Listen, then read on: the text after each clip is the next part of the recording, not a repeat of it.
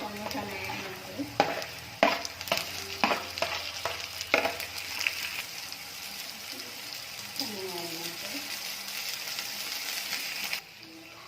ಈರುಳ್ಳಿ ಈಗ ನೀಟಾಗಿ ಎಲ್ಲ ಚೆನ್ನಾಗಿ ಎಣ್ಣೆಯಲ್ಲಿ ಫ್ರೈ ಆಗಿದೆ.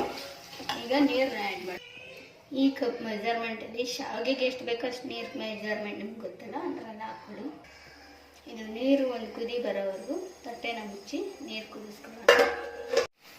ನೀರು ಈಗ ಚೆನ್ನಾಗಿ ಕುದೀತಾ ಇದೆ. ಇದಕ್ಕೆ ಶಾವಿಗೆನ ಮಿಕ್ಸ್ ಮಾಡೋಣ. ಈಗ ಶಾವಿಗೆ ನೀಟಾಗಿ ಎಣ್ಣೆಯಲ್ಲಿ ಫ್ರೈ ಆಗಿ ಶಾವಿಗೆ ಇದೆ ಎಲ್ಲ ನೀರು ಚೆನ್ನಾಗಿ ಬೇಯಬೇಕು. ಒಂದು 5 ನಿಮಿಷ ಲೋ ಫ್ಲೇಮಲ್ಲಿಟ್ಟು ಶಾವಿಗೆನ ನೀಟಾಗಿ ಬೇಯಿಸ್ಕೊಳ್ಳೋಣ.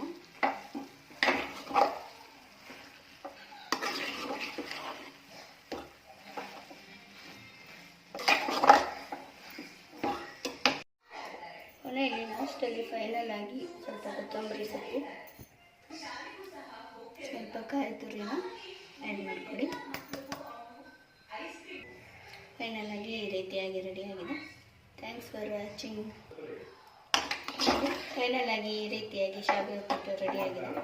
ತಿನ್ನೋಕ್ಕೂ ತುಂಬ ರುಚಿ, ಮಾಡೋಕ್ಕೂ ಈಸಿ, ತುಂಬ ಸುಲಭವಾಗಿ ಮಕ್ಕಳಿಗೆ ಲಂಚ್ ಬಾಕ್ಸ್ಗಳು ಬೇಗನೆ ಆಗುವಂಥ ಶಾವಿಗೆ ಉಪ್ಪಿಟ್ಟು ಮನೆಯಲ್ಲೂ ಟ್ರೈ ಮಾಡಿ ನೋಡಿ. ಫ್ರೆಂಡ್ಸ್ ಜೊತೆ ಶೇರ್ ಮಾಡಿ, ಲೈಕ್ ಮಾಡಿ, ಸಬ್ಸ್ಕ್ರೈಬ್ ಮಾಡ್ಕೊಳ್ಳೋದನ್ನ ಮರಿಬೇಡಿ.